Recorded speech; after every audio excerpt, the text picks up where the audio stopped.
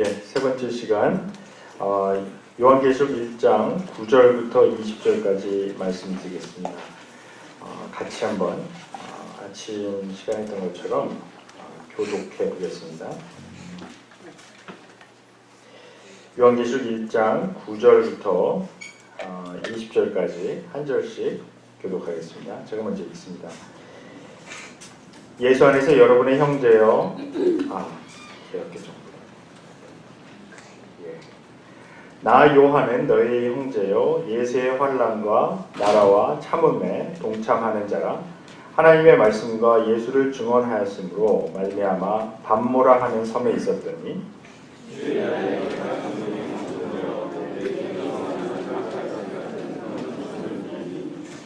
이르되 내가 보는 것을 두루마리에 써서 에베소, 서머나, 버가모, 두아디라, 사데, 빌라델비아, 라오디게아 등 7교회에 보내라 하시기로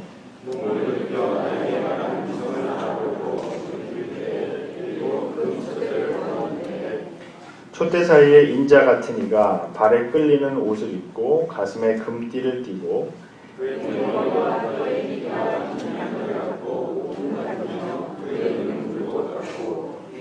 그의 발은 풀무불에 단련한 빛난 주석 같고 그의 음성은 많은 물소리와 같으며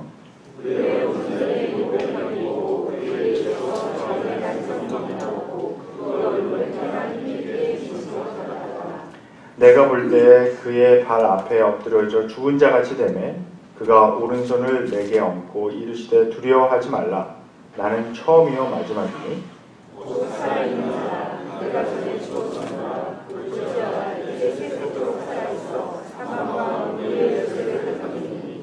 그러므로 내가 본 것과 지금 있는 일과 장차 될 일을 기록하라. 내가 본 것은 내 오른손에 7별의 비밀과 또 7금 촛대라. 7별은 7교회의 사자요 7촛대는 7교회니라.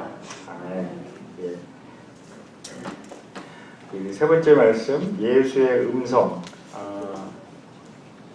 이 말씀 저희들이 같이 보겠는데 우리 가능하시면 좀 물 한 컵만 주시면 좋겠습니다. 자, 이제 우리가 첫째 시간에는 이 요한계시록 전체의 그 배경을 봤어요. 오늘 아침 시간에는 이제 1절부터 8절까지 보았습니다. 감사합니다. 근데 제가 이거 뺏은 거 아니에요? 집사님 여기 주세요. 네.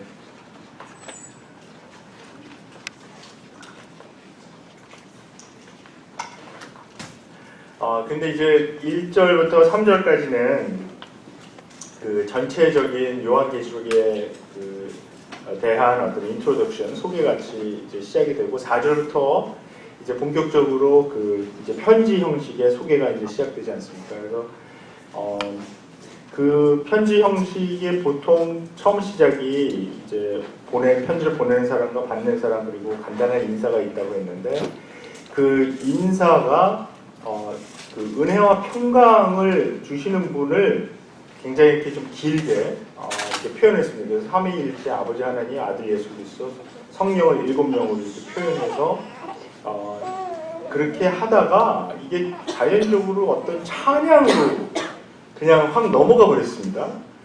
그래서 이제 7절과 8절 이렇게 계속 찬양으로 가면서 아멘이 2번 나오고요. 아마도 이런 이 글을 쓰는 요한의 어떤 그 감정적으로 이렇게 좀 아주 높아져서 그렇게 쓴 것 같습니다. 그리고 나서 이제 9절부터 20절의 내용은 이제 요한이 자기가 왜 이런 편지를 쓰게 됐나를 설명하는 수사학적으로 이야기하면 나라티오라고 하는 라틴어로, 그러니까 왜 자기가 어떤 오케이션으로 어떤 이유로 어떤 상황에서 이걸 쓰게 됐는지를 이제 설명하는 그런 부분이 나오고요. 이제 2장과 3장에 보내라고 하신 7교회에 관한 이제 편지 내용이 드디어 이제 나오게 됩니다. 근데 먼저 요한이 그 자기 자신을 이제 표현하는 것은 이 편지를 받고 있는 이 독자들과 다를 게 없는 예수 안에서의 그 한 형제라고 이제 밝히고 있죠. 그런데 그 구절에 보면 이제 요한이 예수 안에서 그가 세 가지를 통해서 이 독자들의 상황에 동참하고 있는 사람이라고 표현하고 있습니다. 첫째는 환난을 같이 당하고 있다. 둘째는 그 나라에 동참하고 있다. 이렇게 표현하고, 셋째는 인내, 참고 있다. 이렇게 말씀합니다. 그 예수께서 가르쳤던 하나님 나라에 동참한다는 의미는 그의 삶에서 하나님의 통치, 하나님의 다스림을 받으며 살았던 것을 가리키고요. 그러다 보니까 이제 환난을 당하게 된 것이고, 그 환난 중에 있으니까 인내가 있어야 했다는 것, 그걸 말하는데, 여기서 말하는 이 인내, 오래 참음은 이 문자적으로 보면 아주 심한 압력 가운데서 오래 참는, 견디는 그런 힘을 이야기합니다. 그는 지금 하나님의 말씀 그리고 예수님에 대한 증언 때문에 유배당한 상태라고 이제 소개하고 있습니다. 그 반모섬에서 이제 유배당하고 있다라고 지금 이야기하고 있는데요. 이 지도에 반모섬이 있습니다. 이게 잘 보일지 모르겠는데요.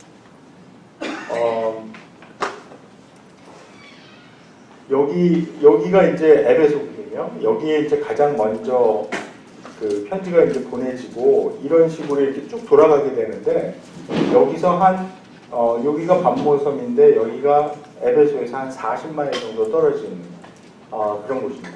그래서 지금 요즘도 이제 에베소에 가거나 아니면 이 스머나라는 곳은 지금 에베소는 지금도 에베소라고 부르고 있고요. 이 스머나라는 곳은 터키에서는 이즈미어라고 이름이 바뀌어져서 불리고 있습니다. 근데 여기에 가거나 여기에 가거나 하면 여기가 더 낫겠죠. 그 이제 왕복하는 배가 있습니다. 그래서 타고 가서 하루 한 반나절 정도면 이렇게 충분히 다 보고 올 수 있는데요. 지금도 뭐 별볼일 없는 그런 성입니다. 근데 이제 거기에 이 요한계시록이 쓰여진 것이 역사적으로 맞는 거니까 이제 거기에 수도원도 생겼었고, 이제 요한이 그 어떤 동굴에서 이 요한계시록을 썼을 거라고 상상을 해서 그 동굴에다가 이렇게 뭐 만들어 놓고 그런 것입니다. 지금도 별볼일 없지만 그 당시에는 정말 돌무더기밖에 없는 사람이 그렇게 살 수 있는 환경은 아니었고요. 그래서 감옥 같은 용도로 유배당한 사람들을 수용했던 곳입니다. 제가 첫 시간에 말씀드린 그 더미션이 자기를 주님과 하나님으로 선포한 것이 이제 학자들 간에 이견이 좀 있는데 보통 이제 92년도로 보고 있습니다. 그래서 92년도서부터 96년 사이에 이 요한계시록이 써졌다라고 생각을 하는데요. 그 이후에 아주 심한 핍박이 점점 심해졌습니다. 많은 그리스도인들이 순교당했고요. 또 유배당했는데 이제 요한도 그 중에 하나였다는 것이죠. 근데 이 요한은 주님의 날, 그러니까 유대인들이 지켰던 안식일 그 다음 날, 그 첫째 날이죠. 그러니까 우리 캘린더로 하면 금요일 그 해가 질 때부터 오늘이 그러니까 안식일이죠. 그 유대인 캘린더로 하면, 그러니까 어제 저녁 금요일 해가 질 때부터 오늘 해가 지는 때까지 그렇게 하루를 안식일로 지켰는데, 주님께서 안식일 후 첫째 날 새벽에 이제 부활하셨기 때문에 그리스도인들은 이 주님의 날로 안식일 대신 그 유대인 캘린더의 안식일 대신 주일날, 그러니까 내일 이렇게 주님의 날로 지키는 거죠. 또 안식일 캠프에 오니까 또 이런 얘기를 이렇게 하게 됩니다. 그런데 이제 언제부터 이게 갈라졌는가 하는 거는 사실 역사적으로 정확하게 알기는 굉장히 힘이 듭니다. 아마도 초기 기간에는 1세기경에는 이 그리스도인들이 유대인들의 그 회당에서 모이는 경우도 굉장히 많이 있었고요. 그러니까 많은 유대인들은 이 복음을 거부했지만 그 유대인 중에서 또 이 복음을 받아들인 사람들도 있었고, 그리고 초기 이제 복음이 막 퍼져 나아갈 때 이 복음에 가장 먼저 그 반응한 이방인들은 그냥 완전히 이 유대교랑 관계가 없었던 그런 이방인이라기보다는 이방인 중에서 유대교에 관심이 많아서 유대인 회당에 이렇게 출석하고 있었던, 아니면 그 회당 주변에서 이렇게 그 하나님의 말씀, 그러니까 구약 공부를 하고 기도회 이런 곳에 참석하고 있었던 그런 이방인, 그런 사람들의 가능성이 굉장히 높습니다. 사도행전에서는 이런 사람들을 하나님을 경외하는 자, 영어로 표현하면 God fearer 이렇게 표현하고 있는데, 대표적인 사람이 사도행전 10장에 나오는 고넬료라는 사람입니다. 그 고넬료의 얘기 기억나시죠? 이 고넬료는 어떤 사람이었습니까? 로마 군인이었잖아요. 백부장이었잖아요. 백부장은 자기 밑에 이제 100명의 부하가 있는 로마 군대의 장교였죠. 그러니까 당연히 이방인이었죠. 근데 이 사람이 어떻게 표현되고 있냐 하면 하나님을 경외해서 하나님을 두려워하는 사람이다. 그래서 자기 집에서 기도회도 하고 성경 공부도 하고 이러던 사람인데, 하나님께서 베드로에게 명령해서 환상을 보여주고 명령을 해서 그 고넬료에 가서 이제 복음을 나눠라 이렇게 해서 거기에 가서 이제 이 사람들이 그 베드로의 눈으로 직접 이방인들도 성령을 받을 수 있구나, 그거를 목격을 하고 거기서 베드로가 묻죠. 내가 이 사람들 세례를 주는 것에 대해서 뭐 반대하는 사람이 있습니까? 그러니까 좀 리토리컬 퀘스천이죠. 수사학적인 질문이죠. 그러면서 이분들에게 그 세례를 베풀고 이제 그 교인이 되는 그런 역사를 이제 경험하게 됩니다. 사도 바울 같은 경우에서도 그 사도 바울은 분명히 자기가 이방인을 향해서 보내심을 받은 사도라고 계속 고백을 하고 있는데, 사도행전을 보면 좀 이상한 현상이 계속 일어나는 것을 우리가 읽을 수가 있죠. 왜냐하면 그 사도 바울은 어느 도시를 가든 간에 먼저 유대인 회당에 갔습니다. 거기 가서 복음을 전하다가 대부분 어떤 경우가 생기냐면 그 유대인들 그 회당 지도자들에 의해서 쫓겨나죠. 근데 쫓겨나는데 그 다음에는 그 회당 주위에 있었던, 아니면 회당에 참석하고 있었던 이방인들을 중심으로 해서 이방인 교회가 생깁니다. 우리가 추론해 보면 아마도 사도 바울이 타겟했던 그 어디언스는 유대인들이라기보다는 그 유대인 회당에 나오고 있었던 이방인의 가능성이 굉장히 높습니다. 그래서 이방인을 향해서 보내심을 받은 사도지만 그 선교의 근거지, 그러니까 가서 복음을 전하는 장소는 항상 유대인 회당을 중심으로 해서 이제 전했고요. 그러면서 이제 형성된 교회들, 그 가정교회들이죠. 그러니까 하우스 처치들인데, 지금 그 에베소에서 한참 지금 발굴이 되고 있는데요. 그러니까 예를 들어서 에베소에서 어떤 이 가정에서 교회가 형성이 됐다면 어느 정도 사이즈를 가지고 어떤 집에서 이게 모임을 했을까 굉장히 궁금하지 않습니까? 근데 2000년이 지난 이런 상태에서 그 당시 집이 남아있을 일도 없고요. 결국은 그 당시 문헌에 그냥 근거해서, 근데 이런 건축에 관한 고대 그리스나 로마의 그 건축에 관한 글들은 많이 남아있습니다. 그런데 많이 남아있지 않은 것은 뭐냐 하면은 그 가정집 같은 거, 그 가정집을 어떻게 지었는지 이런 것에 대해서는 많이 남아있지가 않거든요. 그런데 근래에 들어서 지난 19세기 말부터 20세기 들어와서 굉장히 도움을 많이 줬던 게 이제 처음에는 어디였냐면 폼페이였습니다. 폼페이에서는 이제 70년대에 화산 폭발로 인해서 그 도시가 완전히 사라진 그런 일이 있었죠. 그 폼페이 유명한 그 화산 폭발을 아시죠? 70년대니까 사실 예수님 부활하신 것을 보통 서기 30년으로 보는데요. 한 40년 정도 흐른 그런 가운데에서 그 화산 폭발에 의해서 화산재가 이렇게 이 도시를 확 덮으면서 어떤 현상이 일어난 거냐면 완전히 그 순간이 프리즈가 된 거예요. 그러니까 사람들은 물론 다 죽었지만 그 화산재 밑에 그 집들이 그대로 남아있는 겁니다. 그래서 그거를 발굴하고 조심스럽게 이게 파헤치다 보니까 그 당시에 집들이 어떤 사이즈가 있었고 어떤 구조를 가지고 있었고 이런 것들이 이제 하나하나 이제 고고학자들에 의해서 밝혀지게 되니까 그 1세기경에 어떤 그 생활 형태를 가지고 있었는지 그 집이 어떤 구조를 가지고 있었는지 그래서 거기서 발견한 게 이제 수세식 화장실도 발견한 거고요. 벌써 2000년 전에 이 로마 사람들이 수세식 화장실을 썼다는 것도 다 발견하게 된 거고 상당히 그 폼페이가 또 굉장히 그 부유한 도시였었기 때문에 상당히 그 사치스러운 생활을 했던 것도 이제 발견하게 됐고요. 놀라운 것은 이제 작년에 나온 그 이제 책인데 그 폼페이에서 이 그 발굴한 것 중에서 십자가가 여러 개가 발견이 됐어요. 그래서 폼페이에 분명히 이제 복음이 전해졌고 그러나 거기에 어떤 그 폼페이의 그 뭐 이 서신이 쓰여졌다거나 아니면 기독교 문헌 중에 남아 있는 게 거의 없어서 거기에 교회 상황에 대해서 우리가 잘 알 수가 없습니다. 그러나 에베소는 다릅니다.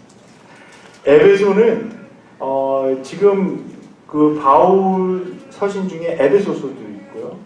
또 디모데 전후서는 분명히 그 에베소에서 사역하고 있었던 바울의 제자 이 디모데에게 쓰여진 편지입니다. 그래서 우리가 지금 이 요한계시록에도 이 에베소가 나오고 있고요. 그 에베소시는 그런데 화산 폭발은 없었지만 그 여러 번 지진이 있었습니다. 지진이 있고 많은 그 건축물들이 이제 파괴된 것도 있고요. 그래서 이제 파괴된 부분들을 이 사람들이 점점 이제 버리고 다른 데로 이제 이주해 가고 그리고 이제 지형이 좀 이렇게 바뀌면서 고대 1세기경의 그 에베소시에 지금 87%는 아직 땅에 그러니까 이 땅 밑에 묻혀 있습니다.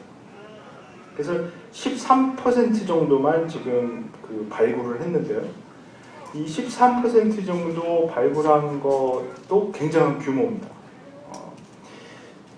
그래서 제가 이 얘기를 좀 왜 하기 시작했냐면 너무 시간을 많이 썼어요. 그러니까 그 13%를 발굴하면서 이 흙을 이렇게 걷어내다 보니까 가정집들이 발견이 되기 시작했어요. 가정집들이 발견이 되는데 어떤 집들이 발견이 되냐면 이 언덕에다가 이렇게 테라스 하우스, 그러니까 언덕이 비스듬한 언덕을 이렇게 이어갖고 집을 층층이 지은 테라스 하우스들이 이제 몇 채가 발견이 됐습니다. 근데 그 안에서 분명히 믿음을 가진 사람들이 살았던 그런 이 프레스코, 타일로 이렇게 만든 그림이라든지 기독교 문양이라든지 이런 것들이 발견이 되면서 이 집들이 교회로 사용되었을, 그러니까 교인들이 모이는 집으로 사용되었을 가능성이 굉장히 크다. 그러면서 이제 거기를 지금 막 연구를 하고 있는 그런 중입니다. 그래서 아직 연구 결과물은 나오지 않았는데요. 제가 이제 2년에 한 번씩 그 학생들을 데리고 거기를 이제 탐사를 갔었는데 마지막으로 이제 제가 2016년도에 갔는데 이제 그 지난 여름에는 이제 못 갔습니다. 근데 이제 2년에 한 번씩 계속 가서 그 테라스 하우스들이 이제 발굴되고 그 모습이 이제 점점 이제 드러나는 거예요. 드러나는데 너무나 이제 익사이팅한 게 뭐냐면 어느 정도의 사이즈에서 에베소에 있는 가정교회가 모였을 거라는 거를 이제 추측을 할 수가 있는 거죠. 그 모습들을 보면.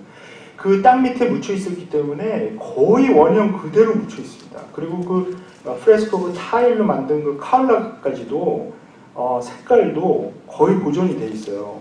그래서 거기에 있는 것들을 이제 하나하나 보면서 이 정도 사이즈고 아마 여기서 모였을 거다. 결론적으로 제가 말씀을 드리면 에베소 같은 그런 곳에서 모였던 가정교회들은 아마도 10명에서 한 20명 가장 많이 모여봐야 30명까지는 모이기 힘들었겠다라는 결론이 나옵니다. 그러니까 굉장히 작은 이 교회 공동체들이었죠. 그러니까 유대인 회당 같은 그런 건물을 소유할 수 있는, 그거를 가질 수 있는 그런 어떤 재정적인 여력이나 그런 힘이 초대 그리스도인들에게 없었습니다. 그냥 가정, 집에서 모여서 이제 예배 보고 거기서 교제하고 친교하고 성경 공부하고 교제하고 기도하고 이런 거를 이제 계속 해 나갔죠. 그러면서 이제 유대인 회당하고 점점 이제 멀어지게 됩니다. 유대인들은 계속해서 이제 안식일에 모였고요. 우리 그리스도인들은 안식 후 첫날, 우리가 주일이라고 부르는 썬데이에 이제 계속 모이게 되고, 사실 이 교회라는 것이 어떤 건물을 가지게 되는 결정적인 그 사건은 이제 컨스탄틴 황제가 이제 4세기경에 기독교를 이제 공인하게 되면서, 이 사람이 참 사실 뭐 그렇게 좋은 행동은 많이 안 했는데, 근데 아무튼 이분이 이 기독교를 공인을 하게 되면서 그 전에 있었던 이 로마 종교, 그러니까 이 로마 종교는 철저하게 신전 중심이었거든요. 근데 기독교는 사실 예수님께서 가르치신 이 복음은 엔타이 템플 무브먼트입니다. 그러니까 이 예루살렘에 있는 그 성전, 한번 솔로몬이 지었지만 한번 파괴가 됐고요. 그 서기전 586년도에 느부갓네살에 의해서. 근데 유대인들이 다시 돌아와서 이제 제2성전을 다시 짓지 않습니까? 우리 그 에스라서에 나와 있는데요. 그 두 번째 지은 성전은 사실 그렇게 그 솔로몬이 지었던 성전보다는 형편없이 작고 보잘것없는 성전이었지만, 그 예수님 태어나실 당시에 유대인의 그 왕 헤롯 왕이죠. 근데 이 사람은 사실은 정통 왕은 아니에요. 왜냐하면 이 다윗 혈통도 아니고 로마 정부가 그 식민 통치를 위해서 자기들 말 잘 듣는 사람 세워놓은 사람이니까. 그러니까 별로 그 정치적인 어떤 그 정당성이 없는 사람들인데, 이 역사를 보게 되면 그렇지 않습니까? 이 정치적인 정당성이 없는 사람들이 좋아하는 게 뭔지 아세요? 뭐 잘 지어요. 정치적인 정당성이 없는 사람들은 큰 공사 일으키고요. 항상 무슨 큰 건물 짓고 이런 거 굉장히 좋아해요. 그래서 자기 힘을 과시하려고 하는 그런 행태를 항상 보이는데, 우리나라 역사에도 많이 있죠. 그런 사람들이. 그러다 망하는데, 근데 이 헤롯 왕도 똑같은 행동을 했어요. 그러니까 자기의 어떤 정치적인 정당성을 이제 좀 세우기 위해서 갑자기 이 사람이 아주 뛰어난 생각을 하게 됩니다. 이 예루살렘 성전을 내가 보수해야 되겠다. 멋진 건물로 내가 만들어 봐야 되겠다. 그러니까 정치적으로 굉장히 뛰어난 사람이었어요, 이 사람이. 그래서 그 예루살렘 성전 재건축 문제를 들고 나오는데, 이 사람이 아주 뛰어난 정치가였기 때문에 어디다가 이거를 호소를 하냐면, 이 이스라엘 땅에서 지금 식민지로 살고 있었던 유대인들에게는 사실 경제적인 그런 여유가 별로 없었어요. 근데 어떤 사람들이 경제적인 여유가 있었냐면, 이제 한 3세기, 서기 전 3세기 경부터 이게 지중해 연안을 타고 이게 빠져나간 디아스포라가 있습니다. 유대인들 디아스포라. 이 사람들이 지금 몇백만 명이 퍼져나갔는데요. 이 사람들이 다른 나라에 사실 이민 간 거죠. 자기 나라 땅에 못 살고. 왜 못 살았겠습니까? 경제적인 이유 때문에 사실 퍼져나간 거예요. 자기들 땅에, 고향 땅에 산다는 것 자체가 너무 힘들어지니까 이 사람들이 새로운 살 길을 개척하기 위해서 자꾸 외국으로 흩어져 나간 거죠. 그래서 그 유대인들 그 디아스포라 공동체가 이제 형성이 됐는데, 이 사람들이 오히려 이스라엘 땅 안에 살던 사람들보다 훨씬 더 경제적으로 여유가 있고 그 외국 땅에 살면서 꽤 사는 거예요. 우리 한국인이랑 좀 비슷해서. 근데 이 사람들에게 호소를 합니다. 우리가 지금 예루살렘 성전이니까 너무나 보잘것없는데 이거를 하나님의 영광을 돌리기 위해서 이걸 좀 재건축을 해야 되겠다. 그러면서 헌금 보내라는 거죠. 엄청나게 뜨거운 반응이 있었습니다. 그래서 이분들이 그 디아스포라로 흩어져서 이민 가서 너무 힘들게 살면서 모아놓은 그런 재산들 이런 것들을 막 보내기 시작했어요. 그래서 엄청나게 사실 그런 그 사건 자체로만 보면 굉장히 큰 성공을 거둔 거죠. 그래서 엄청난 그 자원을 모아서 예루살렘 성전 건축을 이제 시작하는 거죠. 근데 노동력은 그 안에 그 예루살렘 근방에 살고 있었던 그 평민들이죠. 이 사람들 백성들, 이 사람들 노동력을 착취한 거죠. 임금을 제대로 안 주고 거의 안 주고 그냥 공짜로 노동력 막 일 부려먹고 그리고 이제 또 거기서 많이 그 공사를 하다가 희생당한 사람들 중에 이주 노동자들이 있습니다. 또 다른 데서 이렇게 들어와서 예루살렘에 살고 있었던 그 외국인들 이런 사람들을 동원해서 많이 희생을 치르면서 그 예루살렘 성전을 이제 보수를 하게 됩니다. 그렇게 시작한 공사가 언제부터 시작했냐면 예수님 태어나시기 전 20년도, 그러니까 서기 전 20년도에 이제 그 공사를 시작을 하게 됩니다.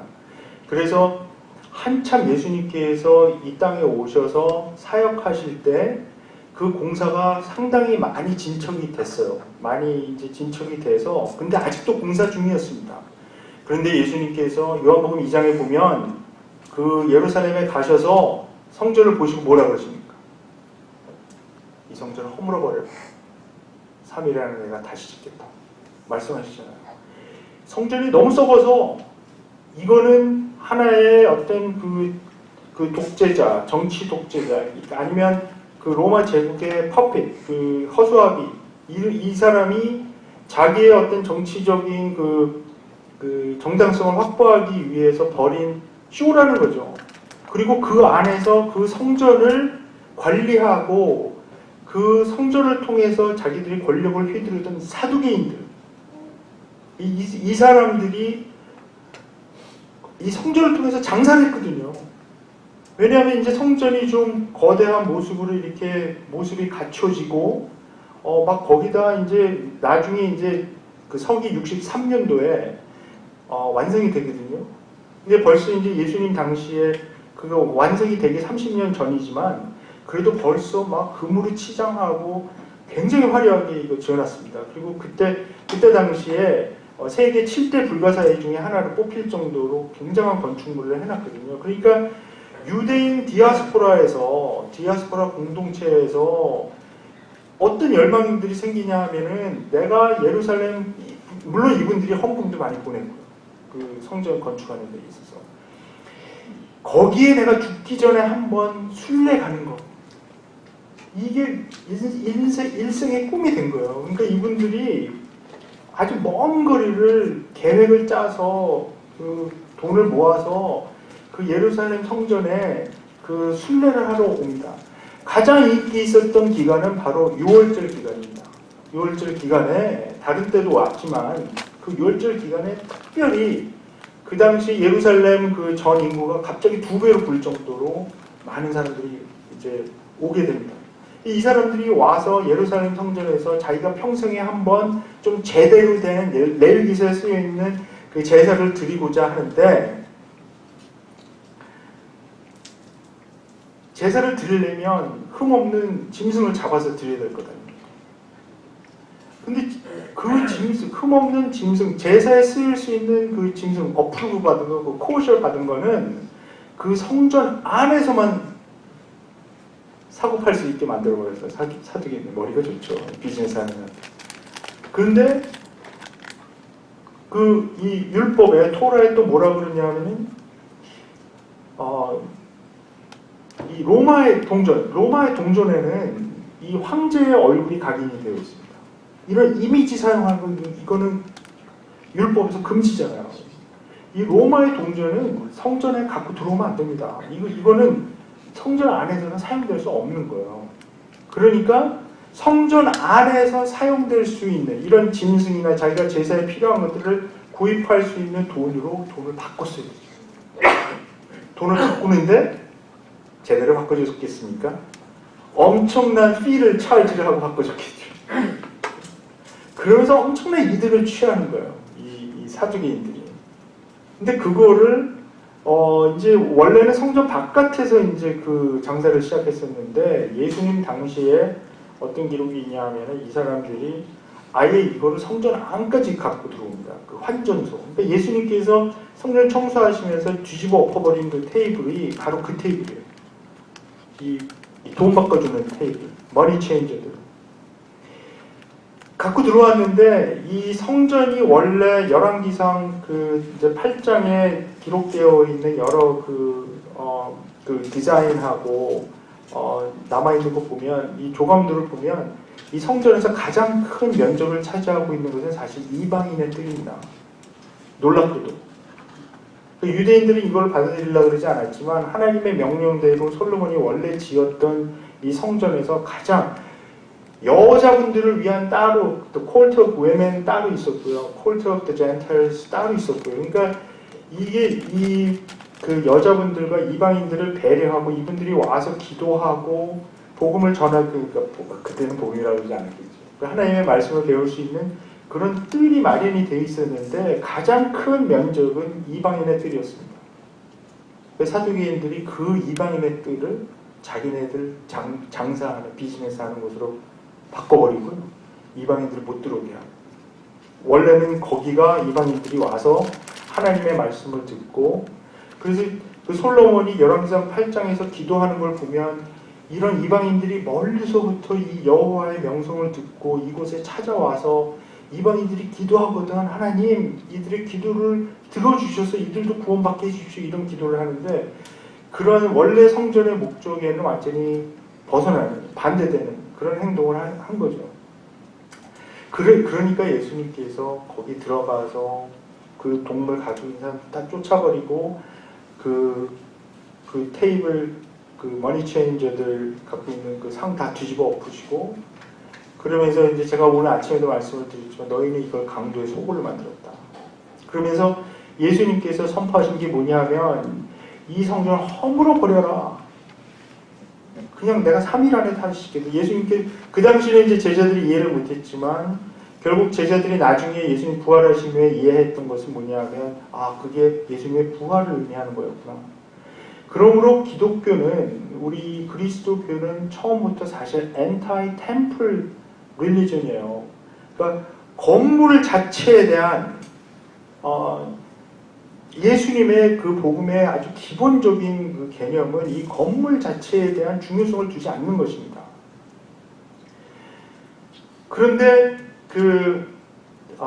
그래서 예수님께서 이렇게 말씀하시고 또 이 성전 건물 자체 이게 교회가 아니고 그 모임 자체 이게 이게 중심이었는데 콘스탄틴 황제가 이제 그 기독교를 공인하게 되면서 그 당시 신전 중심으로 돌아가고 있었던 그 로마 종교를 완전히 그 로마 종교에서 또 일하던 사제들을 완전히 다 개종을 시킵니다.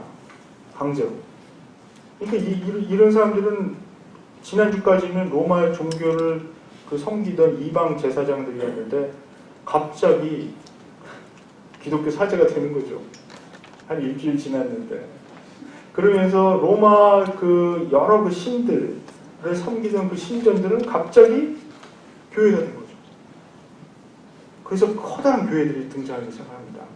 엄청난 건축물 이런 교회들이 등장하게 되면서 이제 사실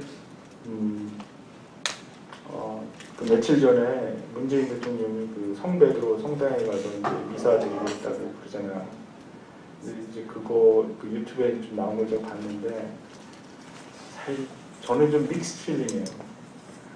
그 성베드로 성당 전에도 가봤지만 이게 정말 하나님이 기뻐하시는 교회의 모습일까 하는 그런 강한 의심이 들었어요.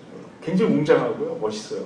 그러니까 건축물 자체로는 정말 감탄을 지어내게 하는. 근데 그 성베드로 성당을 짓기 위해서 얼마나 그 천주교회가 그 나쁜 짓을 면제부 팔고 나쁜 짓을 했는가를 또 생각해 보면 정말 믹스드 필링입니다. 믹스드 필링이죠. 그래서 절대로 이런 건물 중심 웅장한 뭐 이런 중심이 아니었는데 이런 교회 역사에 이런 것들을 다 알고 있는 공부를 했다는 그런 사람들이 왜 한국에서 서울에서 그런 짓들을 하는지 저는 이게 도저히 이해가 안 되는 거예요. 이게 왜 그렇게 하면 왜 그렇게 해야 하나님께 영광이 돌아간다고 생각하는 건지 도저히 이해가 할 수가 없는 거죠. 그러니까 이 뿌리 자체가 너무 흥분했습니다. 자, 다시 흥분을 가라앉히고 어디까지 하다가 이렇게 빠져버렸습니까? 도저히 찾아갈 수가 없네요. 에베소 얘기하다가 그랬죠. 그래서 우리가 그 에베소에 나와 있는 이 하우스 철치들, 이 모습들을 보면서 우리가 그 당시 모임이 어떤 식으로 진행이 됐고, 절대로 건물 중심이 아니었고, 이 하우스 철치 중심으로 모였다는 것을 우리가 알 수가 있는데요. 그러니까 이거는, 제가 이 말씀을 드리려고 하다가 이렇게 다른 데로 빠져버렸습니다. 사실 이 요한이 지금 이 반모섬에 이 유배돼서 갇혀서 지금 이 아시아 지방에서 저 7교회에 속한 그 교인들, 이 사람들 핍박받고 힘들어하고 하는 이런 사람들에게 이 편지를 보내면서 이러한 이미지들을 지금 이제 9절부터 이렇게 20절 오늘도 보면 이 상징, 이미지로 지금 그 커뮤니케이를 하고 있잖아요. 이게 이 로마 사람들이 굉장히 잘했던 게 뭐냐 하면 엄청난 건축물을 통한 힘의 과실. 정말 굉장히 웅장하게 그 건물을 지어줬습니다. 예를 들어서 에베소 같은 경우에 이 에베소를 수호하는 그 여신 알테미스, 우리 그 사도행전 18장, 19장에도 나오는데요. 그 우리말 성경에는 아마 아데미라고 나왔습니다. 아데미인데 알테미스. 이 알테미스의 그 라틴어 이름이 다이애나죠. 다이애나. 그러니까 우리 교인들 중에 다이애나로 딸 이름을 짓는 분들은 굉장히 모르고 지었으니까 그냥 괜찮은데요. 이방 여신의 이름을 어떻게 또 그렇게 좋아하시기도 하시는지. 아무튼 그 다이애나인데 그 다이애나 그 신전이 그 당시에 그 아까 뭐 몇 개 7대 불가사리 막 이렇게 얘기했는데 이 기둥 엄청난 사이즈의 대리석 기둥 100개로 만든 그 당시에 가장 큰 신전이었습니다. 그리고 그 높이가 이 100feet 이렇게 굉장히 높은 거고요. 정말 멋있는 그 신전이었는데 지금 에베소에 가보면 그 100개 기둥 중에 딱 하나 남았습니다. 그때 잘라진 채로, 부서진 채로. 그리고 그 에베소 항구로 들어가는 그 길목에 그 높이가 70feet 이상 되는 엄청난 그 돌로 만든 그 알테미스 신상이 이렇게 바라보고 있어요. 여기 들어가는. 그러니까 이 에베소는 이러한 그 알테미스 신상이라든지 신전이라든지 또 알테미스 신전 그 옆에 로마 황제를 그 예배하는 경배 숭배하는 또 다른 규모의 알테미스 신전보다는 작지만 다른 규모의 엄청난 그 신전이 있었고요. 그 그리스의 아테네 여행해 보신 분들이 있으시죠?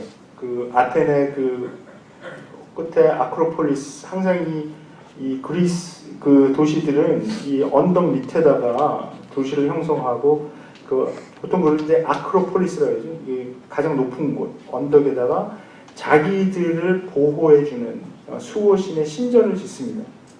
그 지금도 있잖아요. 팔테논 그 아테네에 가면 그 팔테논이 아직도 남아있잖아요.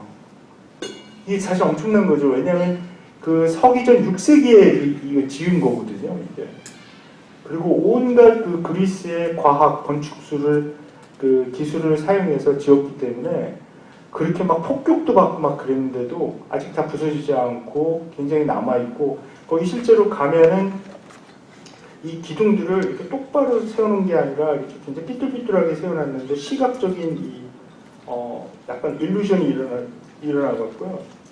마치 기둥이 똑바로 돼 있는 것처럼 보여요. 근데 실제로 보면 이렇게 삐뚤삐뚤하게 해놨는데 그게 그렇게 돼 있고 그 안에 아테나 그러니까 제우스의 딸이죠. 그 전쟁의 여신 그 금 신상이 그 안에 있었습니다. 그러니까 그런 곳에 가서 이제 사도 바울이 이제 복음을 전하고 그 앞에서 그런 이야기들이 이제 사도행전에 나와 있는데요. 그러니까 이 로마 사람들이 잘했던 거, 그리스 때부터 시작해서 잘했던 게 뭐냐 하면은 이런 엄청난 건축물을 짓고 신상을 지어놔서 사람들을 압도하는 거죠. 자기들의 파워를 그런 곳에서 나타내는 것이고요. 이런 건축물이나 또 자기들이 만들어놓은 여러 가지 탑이라든지 이런 걸 통해서 이미지 정치를 하는 거거든요. 그러니까 자기들이 힘을 과시하는 거예요. 이렇게 엄청나게 해놓고 그걸 이미지로 사람들을 압도하고 자기들을 따라오면 행복해지고 잘 살 수 있고 성공할 수 있다라는 그런 이미지를 강하게 심어주는 건데요.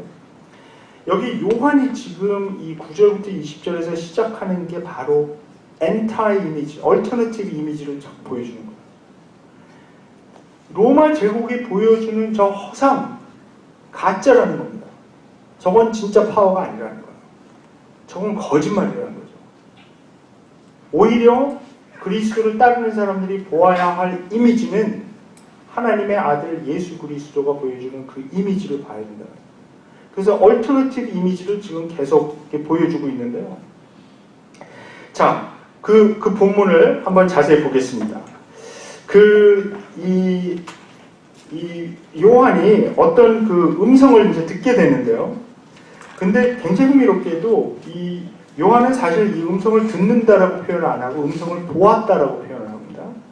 그러니까 여기 이 시각적인 것을 계속 사용하라는 거죠. 자기가 이제 보았던 음성을 표현하기 위해서 출애굽기, 다니엘에서, 에스겔에서 이런 모든 그 구약의 이미지를 동원해서 이것을 컨스트럭트합니다. 이제 구축해 내는 거죠. 그러니까 절대로 이것을 우리가 그냥 문자적으로 읽어서는 이해가 하나도 되지 않습니다. 이 구약에 나와 있는 그 구절들을 통해서 이것이 어떤 것을 상징하는 그 이미지들인가를 우리가 이제 봐야 되는데요. 이제 원문에 그 음성을 이제 들었는데요. 그러니까 원문에 어디 있냐면 10절 12절입니다. 12절에 보면 이 세 번역에서 이렇게 번역했어요. 그래서 나는 내게 들려오는 그 음성을 알아보려고 돌아섰습니다. 돌아서서 보니 이렇게 번역을 했는데 사실 이렇게 번역할 수밖에 없는 거죠. 개역개정에서는 어떻게 했나 한번 볼까요? 개역개정에서는 뭐라 그랬습니까? 알아보려고. 이 부분은 개역개정이 잘했네요. 네. 왜 그러냐면 이 세 번역에서는 약간 의역을 했어요. 왜냐하면 들려오는 그 음성, 이런 말은 본문에 없습니다. 그러니까 그냥 음성을 보려고, 그 음성을 절 다루려고, 아니면 뭐 음성을 그 말을 한 분을 보려고 이렇게도 표현 안 하고요. 그 음성, 그거를 포네이를 보려고 돌아섰다, 이렇게 지금 이야기하고 있는데요. 인자와 같은 분이 서 계시는 것을 발견하게 됩니다. 제가 전 시간에 이 인자와 같은 분, 인자 같은 이것은 다니엘서 7장 13절에 나온 것을 말씀을 드렸죠.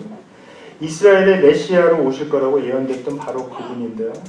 자, 근데 요한이 맨 먼저 본 것은 그분이 입고 있었던 옷이었습니다.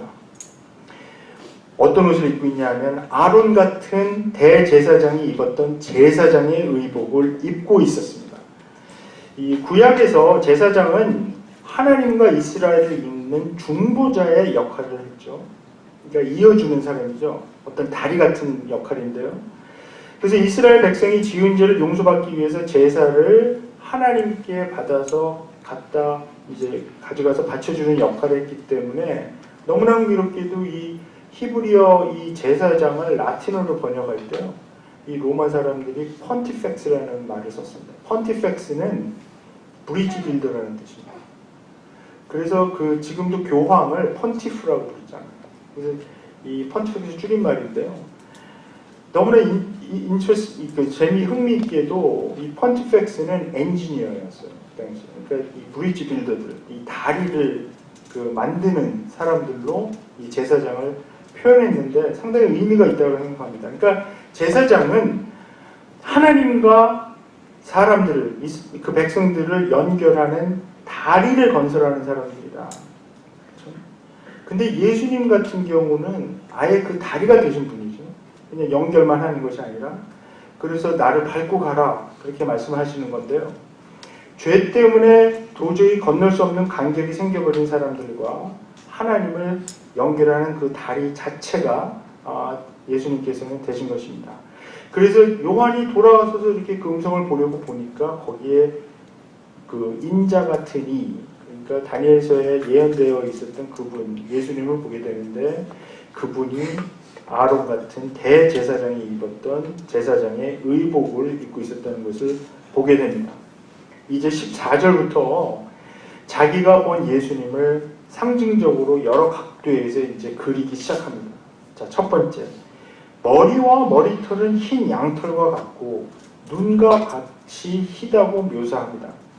이것은 다니엘서 7장에서 역시 가져온 표현인데요. 예수님의 완전한 순결성, 죄 없으심을 상징하고 있습니다. 그 다음에 이제 눈을 묘사를 하는데 눈은 불꽃과 같다라고 이렇게 표현하고 있습니다. 역시 다니엘서 10장에서 가져온 표현입니다. 예수님은 자신만 순결하신 것이 아니라 그 눈이 보는 사람들도 순결케 하십니다. 왜냐하면 불로 정화하시기 때문입니다. 우리의 삶을 꿰뚫어 보시는 그 불꽃 같은 눈으로 우리를 깨끗게 하시는데 예수님께서 사용하시는 이 불로 퓨리파이한다, 정화하신다라고 하는 그 이미지는 이제 구약에서 대대로 사용되어진 이미지이기도 하고 또 우리 베드로 전서에서도 사용된 이미지, 그 불을 통과해서 정금같이 나오리라 하신 말씀 기억나시죠? 자, 세 번째, 이 발은 풀무불에서 달구어낸 노쇠와 같다라고 지금 표현하고 있습니다. 역시 다니엘서 10장에서 가져온 이미지인데요. 이 다니엘서 2장에 보면 그 한때 권력을 가졌다가 역사 속으로 그 이제 사라져버린 여러 제국들에 대한 신상을 그 다니엘이 그 이제 그 환상을 풀어주지 않습니까? 그 느부갓네살 왕이 그 이제 그 본 이미지를 갖고 이제 풀어주는데, 근데 예수님의 나라가 영원할 것을 상징하는 말입니다. 왜냐하면 이 노쇠는 그 다니엘서 2장에 보면 굉장히 흥미로운 장면이 나오는데 그 신상이 이렇게 쭉 여러 다른 뭐 진흙으로도 돼 있고 여러 가지 다른 머티리얼로 돼 있는 신상이 나오는데 갑자기 어디서인가 이게 뜨인 돌, 그러니까 carved 스톤이 이 돌이 하나가 날라와서 그 신상에 이렇게 신상을 치지 않습니까? 그러니까 그 신상이 완전히 다 파괴가 되죠. 그 도대체 이 뜨인 돌이 뭐냐? 나중에 이제 이 다니엘서 7장에서 이제 풀어주는 그 내용을 근거로 해서 보면 바로 그 돌이 그 메시아라는 거죠. 근데 어떻게 메시아를 돌로 표현했을까? 이사야서 28장 16절에도 보면 건축자들의 버린 돌에 관한 이야기가 나옵니다. 건축자들이 이 시온에서 돌을 버렸는데 오히려 그 버린 돌이 그 성전의 모퉁이 돌이 됐다. 그래서 이 이야기는 또 시편 118편에도 또 다시 반복돼서 나오고요. 나중에 이제 신약 성경에서 사도 바울이 로마서 9장 그 마지막 9장 30절부터 이제 그 사용하는 인용을 하게 됩니다. 이사야서 28장 16절하고 이제 시편 118편 10절하고 인용을 하게 되고 나중에 이제 베드로전서 2장에도 이 구절들이 다시 인용이 됩니다. 되면서 왜 이 사람들은 돌을 그 버림받은 돌을 그 예수님이라고 생각했을까? 이거는 이 히브리 사람들이 사용하던 그 월드 플레이를 알아야 이해가 되는 건데요. 그 히브리어에서는 이 돌이라는 단어가 에벤입니다. 에벤. 아들이라는 단어는 벤입니다. 그래서 이거 발음을 빨리 하면 그 돌은 에벤인데요. 아들은 벤이고 이거 발음을 빨리 하면 왜냐면 그 앞에 나와 있는 그 알레프라는 것이 이 발음을 굉장히 약한 발음이에요. 앞에. 그래서 이 에벤하고 이 벤하고 발음을 빨리 하게 되면 거의 비슷하게 들립니다. 그러니까 돌이라고 써놓고 아들이라고 읽는 거예요. 그래서 이 다니엘서에 나와 있는 이 뜨인 돌, 또 이 건축자들이 버린 돌, 이 돌을 읽으면서 이 사람들은 하나님의 아들을 읽은 거죠. 근데 나중에 예수님의 사역이 시온에서, 시온은 예루살렘이니까요. 그 예루살렘에서 예수님께서 버림을 받았는데 오히려 그 예수님은 그 성전의 모퉁이 돌이 됐다. 근데 이미 성전은 무너지고 없어. 이제 성전은 무너질 거니까. 70년도에 로마 군대에서 완전히 무너졌으니까요. 예수님께서 예언하신 대로 이 성전을 무너뜨려 버려라. 근데 3일 만에 다시 짓겠다고 하신 그 말씀이 결국은 그 예수님의 부활을 통해서 예수님 자신이 그 코너스톤, 모퉁이 돌이 되어서 다시 새로운 신령한 집이 지어졌다. 그러니까 이것은 에베소서 2장 20절부터 22절까지 나오는 내용입니다. 이거 마구 말씀드려서 죄송한데요. 근데 아무튼 이런 그 배경들이 있습니다.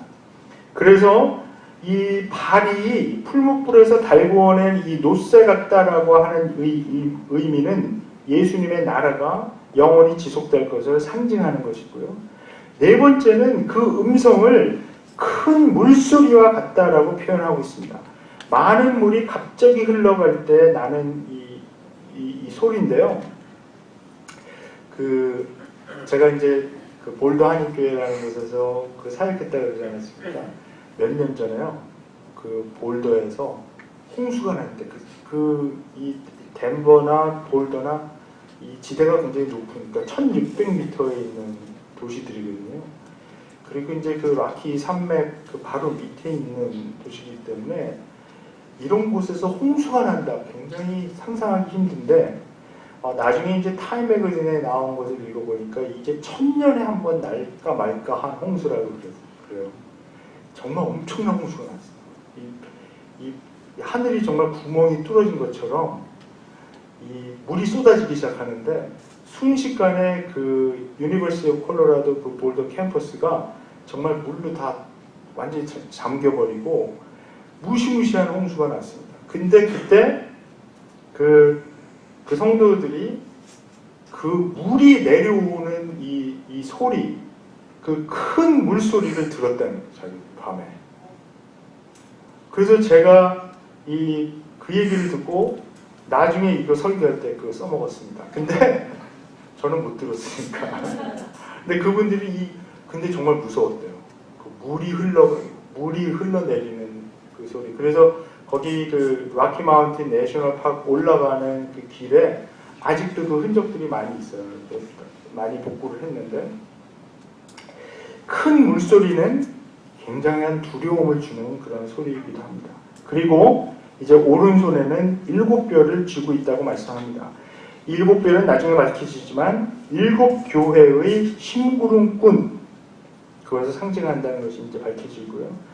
오른손에 쥐고 있다라고 하는 표현은 그 심부름꾼들이 예수의 권위 아래 있다는 것을 상징합니다. 6번째는 입에서는 날카로운 양날 칼이 나온다라고 지금 표현하고 있습니다. 예수님의 입에서 나오는 이 말씀이 구원과 심판의 양날 칼이라는 것을 여기서 보여주고 있죠.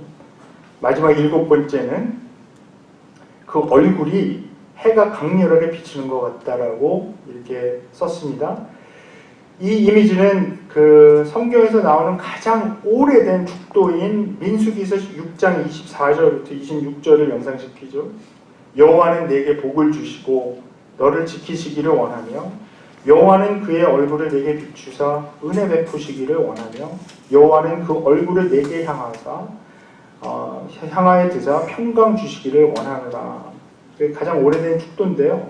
여기에 보면은 여호와께서 그 얼굴을 내게 비추사, 해가 강렬하게 비치는 것 같이 이렇게 표현을 했습니다. 그런데 이 7개에 걸친 이 묘사, 그러니까 이걸 다 씌워보면 역시 7개죠. 7개의 그 묘사의 중심에 이 음성이 있습니다. 왜냐하면 이게 네 번째 음성이 나오거든요. 큰 물소리 같은 음성이 나오는데 이건 아주 정교한 교차 대구 형식으로 되어 있습니다. 그러니까 이제 카이아즘이라고 하는데 이 헬라어의 카이라는 이 글자가 영어의 X같이 생겼어요. 똑같이 X같이 생겼는데 그래서 이 한쪽으로 이렇게 이 경사를 져서 내려가는 거니까 1번을 흰머리로 보고 제가 이걸로 보여드리면 좋겠는데 준비가 안 됐어요. 1번을 흰머리, 두 번째를 눈, 세 번째를 발, 요 가운데 음성을 보시고 그 다음에 이쪽으로 내려오면서 오른손, 또 하나 내려와서 입, 얼굴 이렇게 보면 이런 구조를 갖게 됩니다. 이 가운데 중심에 음성이 들어가도록 이 요한이 이것을 이렇게 구성한 것입니다. 근데 여기 이 구성에는 또한 분석해 보면 1번과 7번 그러니까 흰머리와 얼굴은 용서와 축복이 들어 있습니다. 그리고 2번과 6번은 구원과 심판이 들어 있고요. 3번과 5번은 능력과 권위가 들어 있습니다. 그러니까 이런 모든 것을 통해서 그러니까 우리가 그 전 시간에 이제 이사야서 11장 2절에 7영에 대해서 이제 말씀을 드렸잖아요. 그 말씀에 들어가 있는 것하고도 정확하게 이제 일치가 됩니다. 그러면서 그 가운데, 맨 가운데 중심에 말씀, 그 음성이 여기 들어 있습니다. 어떤 말씀이 그 음성을 통해 들려졌는지 이제 17절부터 20절에서 밝혀지는데요. 그 내용은 두려워하지 말아라. 나는 처음이며 마지막이요 하는 말씀이 여기 들어 있습니다. 이 말씀은 이사야서 44장을 근거로 해서 말씀한 것입니다. 18절 살아있는 자 나는 한 번은 죽었으나 보아라 영원 무궁하도록 살아있어서 사망과 지옥의 열쇠를 가지고 있다라고 말씀합니다.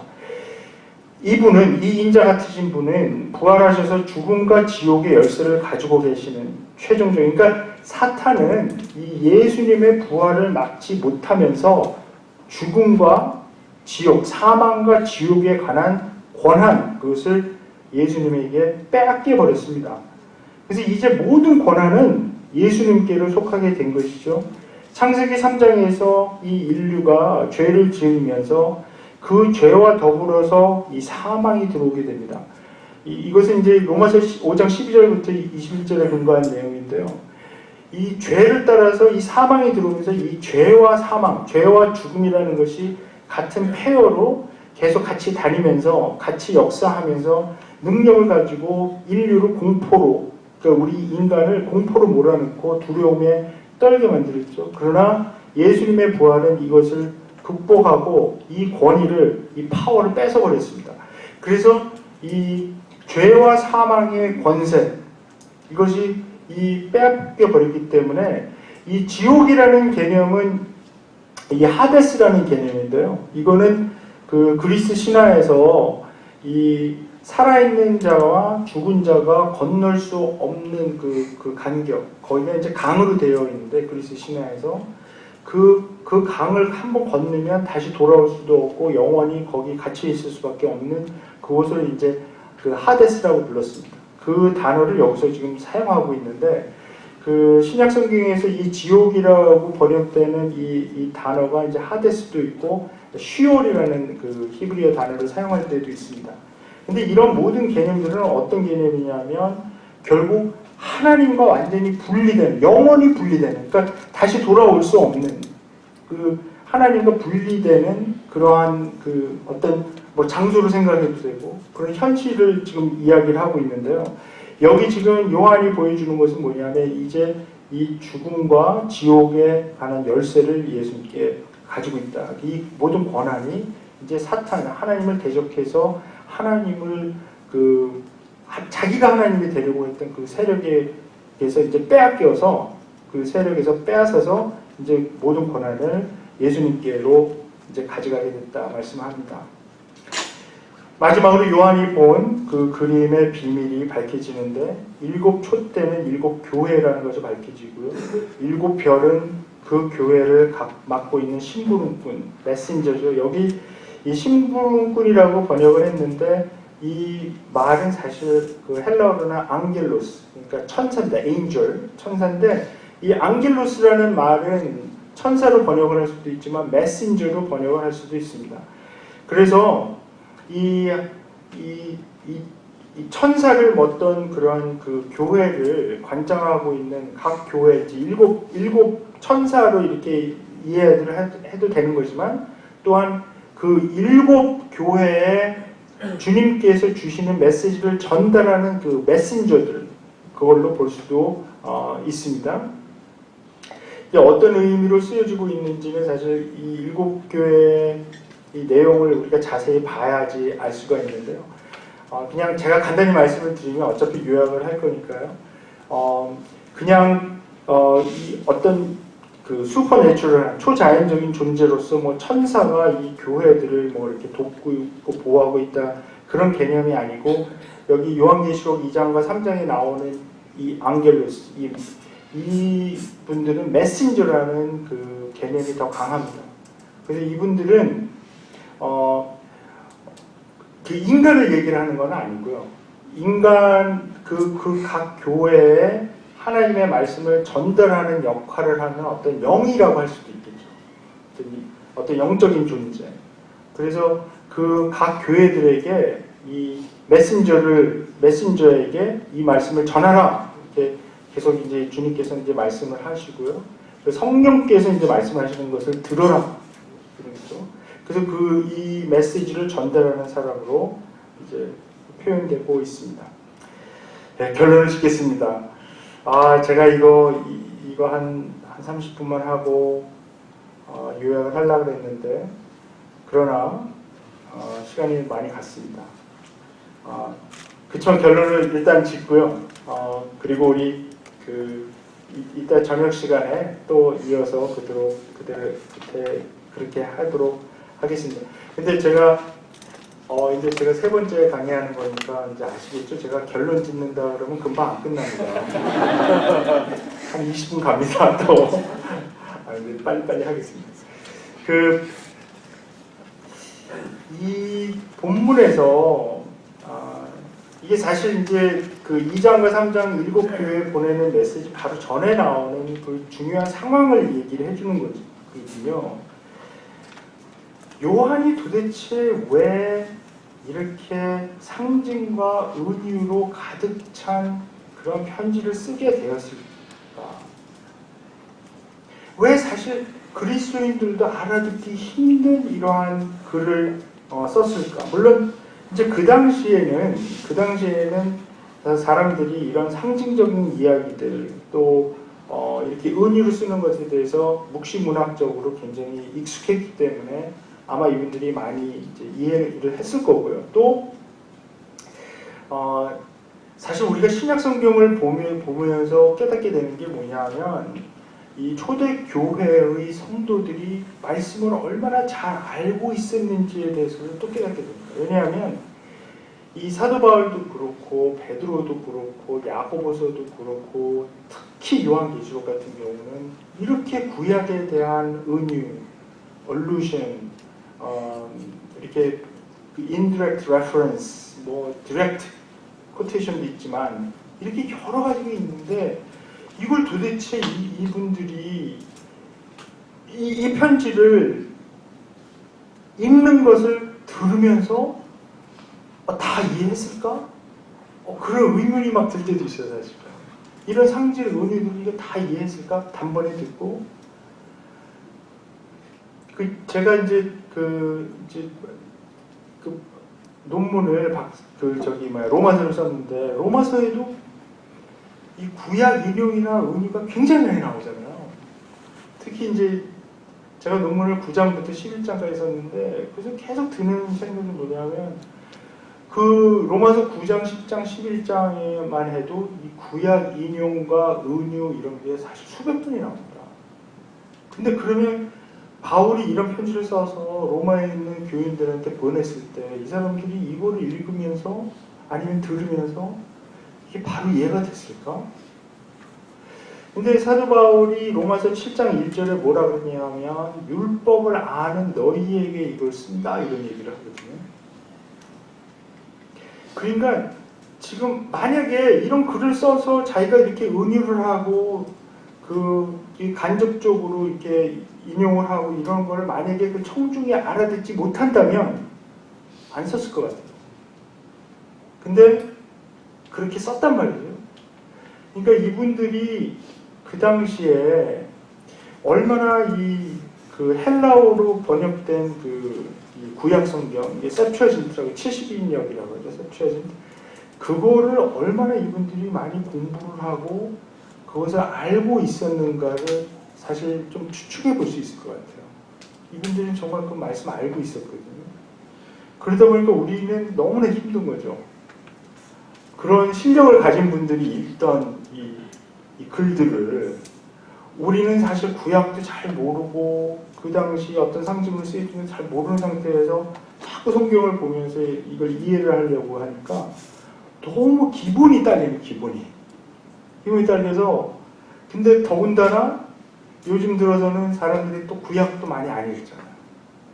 구약을 모르면 신약도 알 수 없는 거예요. 또 신약을 모르면 구약도 알 수 없는 거예요. 그래서 이거를 이분들이 얼마나 이 말씀에 깊이 들어가 있었던 사람들인지를 이제 깨닫게 되고요. 근데 지금 이 요한이 이런 상황을 밝히고 있는 거, 반모섬에서 감옥에서 유배당한 상태에서 쓰고 있다는 이 사실은 우리로 하여금 아주 중요한 점을 깨닫게 합니다. 그것은 뭐냐면요. 감옥에서 지금 정치적인 이유로 갇혀 있는 사람이 그 죄수의 신분으로 쓴 편지인데 직접적인 언어로 썼다면 절대로 검열을 통과해서 바깥에 나올 수 없는 편지라는 것입니다. 더군다나 이 요한계시록은 정말 반제국적인 위험한 그 문서거든요. 이 로마 제국을 계속해서 뭐라고 부르냐면 은유로 부르는 거지만 창녀로 부르잖아요. 음녀, 창녀로 부르고 바벨론으로 부르고 하여튼 이 로마 제국의 그 권위 전혀 인정하지 않습니다. 그 황제를 보고 그 짐승이라고 부르질 않나. 하여튼 이 굉장히 위험한 정치적으로 위험한 책인데 직접적인 언어로 쓸 수가 없는 거죠.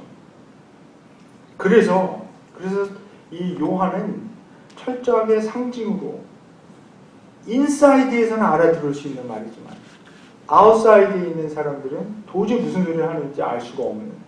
근데 마치 우리는 지금 아웃사이드에 있는 사람 같이 느끼죠. 요한계시록 읽으면서 도대체 이거 뭐야? 막 이렇게 되는 거죠. 입에서 날 칼이 막 나오질 않나? 그죠? 이제 힘듭니다. 그러나 이 구약을 근거로 해서 읽으면 다 이해가 되는 것이고 아까 잠깐 말씀을 드렸지만 그 당시 세계는 온갖 상징과 이미지로 커뮤니케이트 하던 그런 시대였었습니다. 이 그리스 시대부터 거대한 신전과 그 상징물들을 건축하는데 아주 대단한 기술이 발달했었고요. 이 편지를 받은 이 7교회 하나같이 대단히 큰 도시, 물론 여기서 제일 큰 도시는 그 에베소입니다.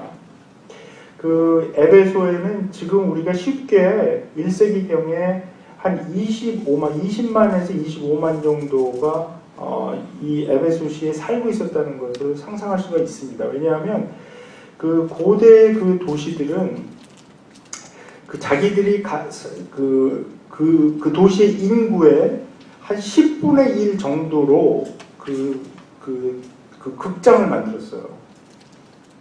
근데 지금 에베소에 아직도 남아있는 그 에베소의 그 야외 그 극장 있지 않습니까? 그게 25,000명이 앉을 수 있는 거거든요. 그러니까 분명히 알 수 있죠. 빌립보에 가면 한 1,000명 정도 앉을 수 있는 이제 극장을 만들어 놨습니다. 띠어러를 만들어 놨기 때문에 빌립보시 같은 경우는 한 10,000명 정도 인구에 있었겠다. 대충 이제 짐작을 할 수가 있는데요. 이 아시아 지방에 있었던 이 7 도시들은 그 당시에 상당히 대도시들, 중심되는 이 도시들입니다. 여기서 사실 에베소에서 그렇게 멀지 않은 골로새 시가 있습니다. 우리 사도 바울이 그 골로새서를 썼던 이 골로새 시는 작은 도시입니다. 아주 인구가 많지 않았던 그런 도시였고, 그러니까 그 골로새는 이 일곱 편지가 가지 않습니다. 여기 이 일곱 도시는 그 당시에 상당히 그 대도시였고, 그 도시마다 아주 그 흥미로운 이야기들이 있는, 스토리들이 있는 그런 도시입니다. 이 도시들마다의 로마의 파워와 그 로마의 그 어떤 그 우수성, 이런 것들을 상징하는 이런, 아까 이제 아데미 신상에 대해서 말씀을 드렸지만, 그 예를 들면 버가모 같은데, 펄가몬 같은 데서는 지금 이 요한계시록에서 사탄의 왕좌라고 표현하는 엄청난 그 제우스 신을 그 섬기는 그 완전히 대리석으로 다 만든 그 엄청난 규모의 그 신전이 있었습니다. 근데 그게 지금 어디가 있냐면 독일 베를린에 가 있습니다. 너무 놀라운 게, 이 독일 사람들이 19세기에 이 뇌물을 주고, 이 오토만 제국 이 사람들에게 뇌물을 주고요. 이게 벌가모라는 데가 해발 한 1000m 이상 되는 높은 곳에 있는 데거든요. 그래서 지금도 가면은 그 저기 케이블카 타고 올라가야 돼요, 꼭대기는. 근데 거기에 있었던 이 사탄의 왕좌, 이 대리석으로 만든 거를요, 하나하나 뜯어다가 그거를 베를린까지 옮겨갔고요. 거기 박물관에서 다시 조립해놨어요. 어떻게 그런 생각을 하고 할 수가 있었는지. 그래서 제가 열심히 그걸 보러 갔는데, 글쎄 사람들이 하도 많이 와갖고 이렇게 그 훼손이 돼갖고요. 그 레노베이션 한다고 고기만 또 닫아놨어요. 열심히 갔는데 뭐 보지는 못했는데, 사진 나중에 이제 구글 같은 데 한번 쳐보십시오. 이 펄가몬 그 Throne of Satan 이렇게 치시면 엄청난 규모입니다. 엄청난 규모. 이런 것들이 굉장히 많이 있었고요. 그러니까 이러한 어떤 신전, 신상, 이런 건축물들, 이런 것들의 그 이미지를 갖고 사람들에게 로마의 이디올로지, 로마의 이상을 따라와라, 그런 이미지들을 갖고 커뮤니케이트 했고, 그 프로파간다를 했던 거죠. 요한계시록은 그런 이미지들을 대항하는 카운터 이미지들, 얼터너티브 이미지를 보여줍니다. 그런 이미지들을 통해서 요한은 하늘에서 들려오는 그 비전, 영적인 그 비전을 심기를 원했습니다. 그 이미지들이 전달하는 메시지는 이 인간의 로마 제국이 도저히 흉내낼 수도 없는 하나님의 말씀, 그 음성이 있었습니다. 그래서 우리도 오늘 이러한 본문 중심에 있는 예수의 음성을 보기 원합니다. 예수께서는 부활하시고 승천하신 후에도 계속 말씀하시고, 우리가 그 말씀을 정말 보기를 원합니다.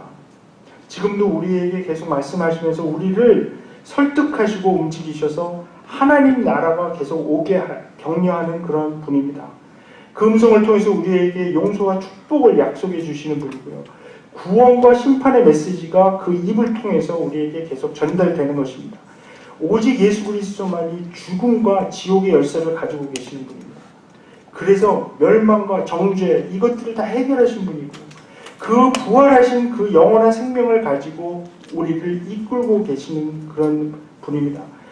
오직 그분만이 죽음의 권세를 깨뜨렸기 때문에 오직 그분만을 통해서만 우리가 영원한 생명을 누릴 수 있습니다. 죽음과 어려운 상황을 맞닥뜨린 우리의 상황, 주님께서 너무나 잘 아십니다. 왜냐하면 우리 인간으로서 도저히 가장 극심한 그런 경험, 그러니까 인간으로 경험할 수 있는 가장 무서운 것, 그 죽음을 예수 그리스도께서는 이미 경험하셨기 때문에 우리 사정을 너무나 잘 아십니다. 그러나 그 죽음을 경험하시고 부활하셨기 때문에 우리에게 그분을 믿을 때 소망이 있는 것입니다. 그래서 그 음성을 들어야, 그 음성을 듣지 않으면 도저히 이 현실에서 우리가 벗어날 수가 없는 것이고요. 이 현실을 해석할 수가 없습니다. 그래서 다시 한번 제가 반복해서 말씀을 드렸지만, 곧 일어날 일들, 장차 일어날 일들을 알려줌으로 인해서 현실을 제대로 보라는 것이죠. 현재를 계속 보는, 미래가 어떻게 될 건지를 알게 되어서 현재를 바로 보게 하는 그런 의미를 가지고 있습니다. 지금 현재 일어나고 있는 어떤 일들의 진정한 영적인 의미를 우리가 깨닫고 해석이 돼야지. 그러니까 성경 말씀만 우리가 해석을 하는 것이 아니라요, 성경 말씀을 근거로 해서 우리가 세상에서 일어나는 일도 해석을 해야 되지 않겠습니까? 우리 삶에서 일어나는 일도 이게 도대체 어떤 영적인 의미가 있는지를 우리가 알아야 대처할 수 있지 않겠습니까? 세상에서 주는 이런 틀, 해석의 틀, 이미지만 갖고 이거 해석하려고 그러면 해석이 되지 않습니까? 세상에서는 뭐라 그럽니까?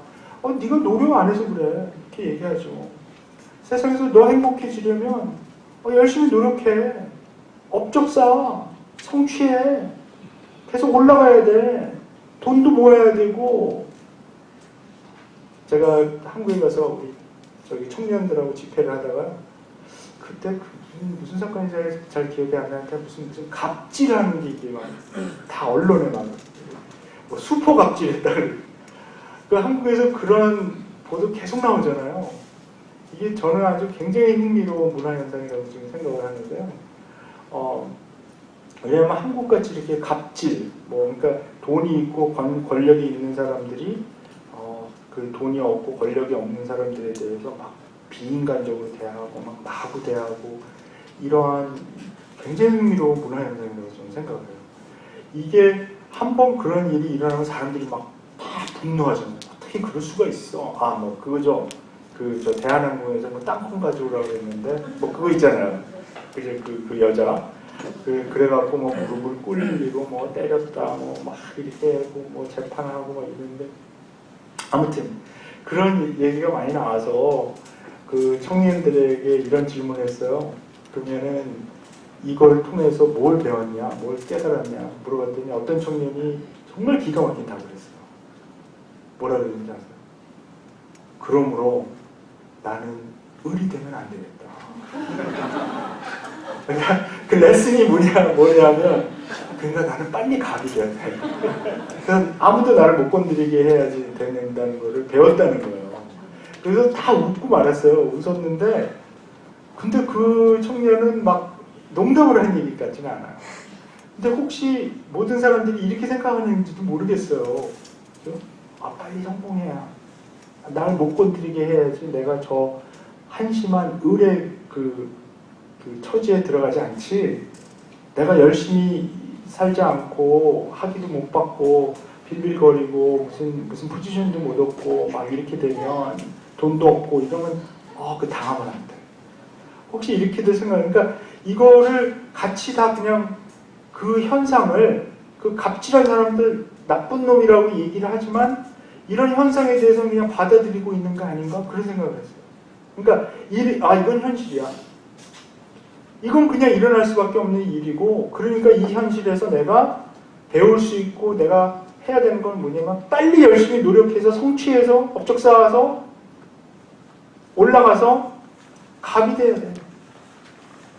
그래서 그렇지 않고 뒤떨어진 사람들은 이 경쟁에서 뒤떨어진 사람들은 어떤 면으로 보면 갑질당해도 되는 거죠.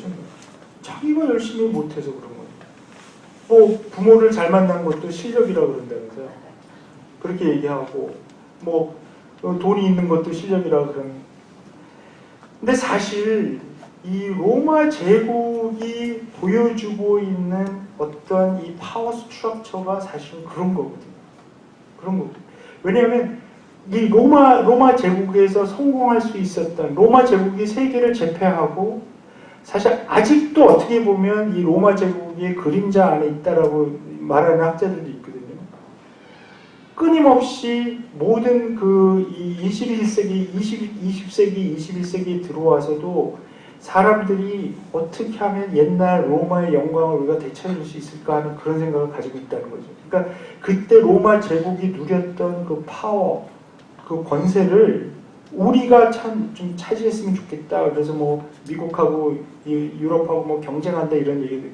그래서 또 요즘 이제 중국까지 끼어들어가고 이렇게 한다는 건데 성경에서 보여주고 있는 비전은 뭐냐 하면 그 그런 스트럭처 자체가 잘못됐다는 거죠. 만약에 그러한 얼터너티브, 그러니까 이 현실을 읽는 우리들에게서 일어나고 있는 이런 일들에 대한 영적인 해석이 되지가 않으면 세상에서 주는 관점을 가지고 세상에서 주는 그 스트럭처대로 계속 그렇게 해석하면 같은 구조 안에 들어갈 수밖에 없다는 거죠. 그래서 어떻게 보면 요한계시록은 그것에 대한 충격요법이라고 할 수 있습니다.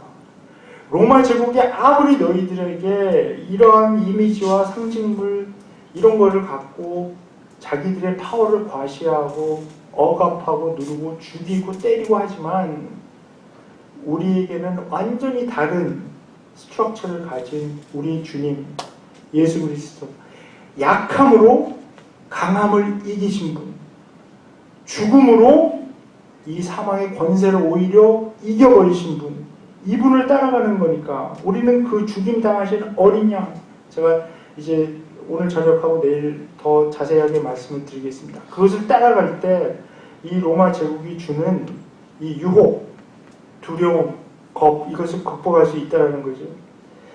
사실 로마 제국의 이 정치 상황을 보게 되면 사실 그 로마 제국에서 제공하는 어떤 부와 안정, 쾌락, 이건 굉장히 강한 유혹이었습니다.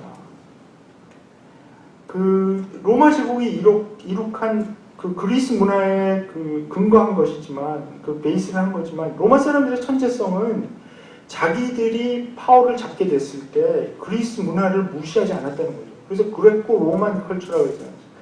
그러니까 그레코 로만 세계를 만들어 놓고 그리스 사람들이 이룩해 놓은 그 인문학적 그 성과, 그러니까 자기 로마 사람들은 라틴어를 사용했지만 벌써 이 세계의 언어가 되어버린 헬라어를 무시하지 않고 그걸 그냥 통용하게 만들고요. 그리스 사람들이 만들어 놓은 이런 도시들, 알렉산더 대왕이 건축하기 시작하는 이런 찬란한 문화가 있는 이 도시들을 다 깡그리 무너뜨리지 않고 오히려 그걸 근거로 해서 자기들 걸로 다 삼아서 만들어 버렸죠.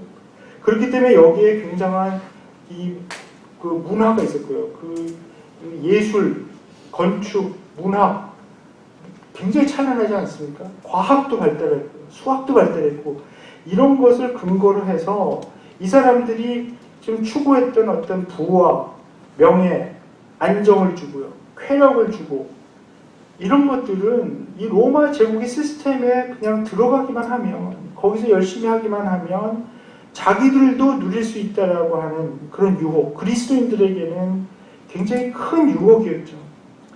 이거를 제국적인 유혹, imperial seduction이라고 우리가 부를 수 있습니다. 이게 당근이었다면 또 다른 손에는 채찍이 있습니다. 만약에 이 시스템에 들어오지 않고 자꾸 딴소리를 하게 되면 무시무시한 폭력이 기다리고 있다는 거죠.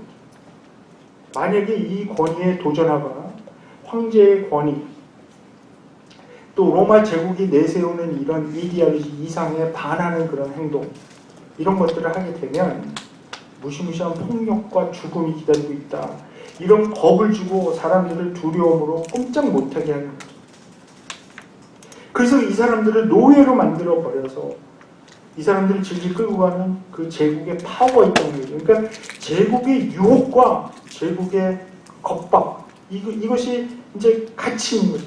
로마 제국이 제시하는 삶의 방식을 거부하는 사람들을 위협하고 이 사람들을 마음대로 이 생명을 만들어 할 수 있는 아무도 당해낼 자가 없는 슈퍼파워, 이 힘이 있었다는 겁니다. 유혹하고 달래다가 말 안 들으면 겁주고 때려라, 두려움에 몰아넣기도 하고요. 그 영리한 독재자들은 이런 것들을 역사에서 배워서 활용을 하게 되는 거죠. 그런데 이제 18세기에 포이에르바라는 그 사람이 그 한국말로 얘기하면 종교의 본질, 이런 그 유명한 책을 쓰지 않습니까? 이센스 오브 릴리전인데, 이 사람이 결국 이제 그 서구 기독교를 이제 분석을 하면서 뭐라 그러냐면 그동안에 지난 한 1700년 동안 이 서구 교회가 사람들을 올가매었던 것이 바로 이거다. 사람들에게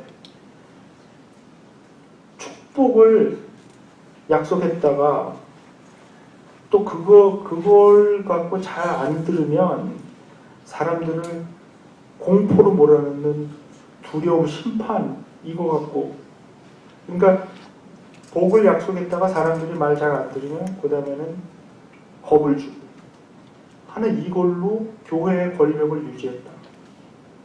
이렇게 분석을 했습니다. 청년 칼 마르크스가 이 포에르바하 책을 읽고 깊은 감동을 받습니다. 그래서 이 종교는 없애버려야 되는 거구나. 아편이구나. 그런 식으로 나가는 거죠. 만약 제가 이 포에르바하 책을 읽으면서 깊이 깨달은 게 뭐냐면 만약에 우리가 믿는 교회도, 그러니까 우리가 믿는 이 신앙도 옛날에 로마 제국이 사용했던 그런 똑같은 스트럭처를 가지고 사람들을 유혹했다가 사람들을 또 채찍으로 때렸다가 하는 이 두 가지를 갖고 만약에 교회도 교회 권력을 유지하기 위해서 이런 식으로 나간다면 결국 다를 게 없다. 그러니까 이거를 근본적으로, 그러니까 우리가 요한계시록 이거를 정말 심각하게 진지하게 읽어야 되는 이유는 뭐냐 하면 철저하게 반제국적으로 나가는 거죠. 그러니까 이 로마 제국에서 사용하는 이러한 어떤 유혹과 채찍, 당근과 채찍 이런 모드로 해서 사람들을 자꾸 유혹했다가 겁주고 하는 이런 모드를 근본적으로 깨뜨려야지. 그래야지 우리가 예수님을 제대로 따라갈 수 있겠다는 거죠. 예수님께서 그렇게 하시지 않으셨습니다. 그래서 예수를 따르는 사람들이 그들 앞에 놓여있는 이 영적 현실을 제대로 인식해서 로마 제국이 주는 어떤 유혹과 로마 제국이 주는 두려움, 이것을 극복해서 나가지 않으면 그냥 나가지 않고 적당히 타협하고 예수님께 한 발, 제국에 한 발, 좋은 게 좋은 식으로 살려고 하는 사람들에게 요한계시록이 주는 메시지는 사실 굉장히 무서운 경고죠. 요한계시록에서는 그것에 대해서 아주 강력하게 경고하고 있습니다. 죽임을 당하신 어린 양을 따르든지 아니면 제국을 그냥 따라가든지 결정할 것을 요구합니다. 그래서 요한계시록 굉장히 위험한 책이고요. 또 우리에게도 같은 결단을 이제 요구합니다. 이 세상이 주는 분명히 좋은 것들이 있습니다. 부와 안정과 쾌락 분명히 있습니다. 또한 이 세상에서 경쟁에서 밀려나가면 우리가 아주 심하게 망가질 것 같은 그런 두렵게 하는, 그래서 이 세상이 원하는 것을 하게 하는 노예로 만들어버리는 세상의 무시무시한 권력이, 그 원리들이 있습니다. 불안하게 해서 겁주고 너희들 경쟁에서 이게 떨어지면 완전히 밀려나는 거야. 그래서 뭐 무한 경쟁의 사회라고 뭐 그런 얘기도 하고, 제가 지난 여름에 한국에 갈 때 청년들하고 대화를 하는데 그런 얘기를 해요. 청년 생각하시는 분이 요즘 청년들은요 그 마음에 분노가 있어요. 그 분노가 왜 생겼죠? 그분도 잘 모르겠대요. 근데 하여튼 분노가 있대요. 그래서 무슨 그 분노를 건드리면 벌떼같이, 그래서 그 분노를 얘기를 한대요. 저는 잘 이해가 안 되겠어요. 안 됐어요. 근데 분노가 있다는 얘기를 하는 거예요. 그래서 조금이라도 무슨 불공평, 그 얘기 하다 그랬다. 그 평창 올림픽 때 뭐 여자 아이스하키 팀의 그 남북 단일팀 만들기 위해서 그동안에 훈련했던 몇 명이 이렇게 떨어져 나갔는데 그 기사를 보고 그 소식을 들으면서 청년들이 분노했다고. 왜 분노했지? 저는 잘 이해가 안 되는데 아무튼 그런 분노가 있다는 거예요. 왜냐면 너무 경쟁하면서 살고 경쟁에서 떨어지면 큰일 난다고 생각하고 그렇게 살았는데 열심히 노력하고 그 경쟁에 있던 아이들을 왜 근거 없이 떨어뜨리냐, 아마 그런 얘기 같아요. 근데 이러한 상황 속에서 이러한 스트럭처를 만들어 놓고 이런 시스템을 만들어 놓고 우리를 코너에다가 밀어놓고 우리를 자꾸 채찍으로 후려치든지 아니면 당근을 우리 앞에 흔들면서 귀에다 대고 속삭이는 그 음성에 끌려갈 것인지, 그 음성을 계속 들으면서 이 시스템 안에서 살아갈 것인지, 아니면 생명의 주요 평강의 주인 예수 그리스도의 음성을 들으면서 살아갈 것인지, 그 선택은 우리의 몫입니다.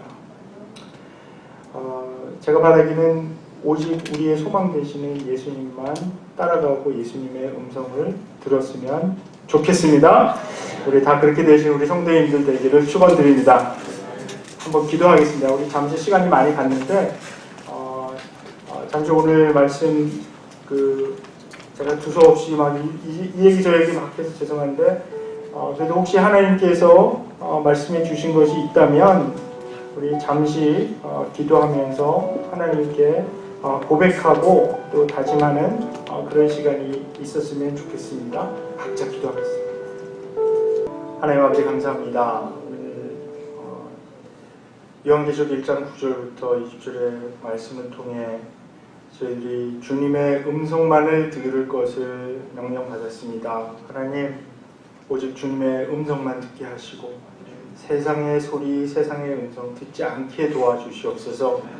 그래서 우리 생명의 주이시고 평강의 주이신 예수 그리스도를 따라가면서 세상의 길을 거부하고 세상에서 제시하는 그 유혹과 또 세상에서 주는 두려움 극복하고 오직 우리의 주 되신 예수님의 음성을 듣고 예수님만 바라보고 사는 저희들로 삼아 주시옵소서.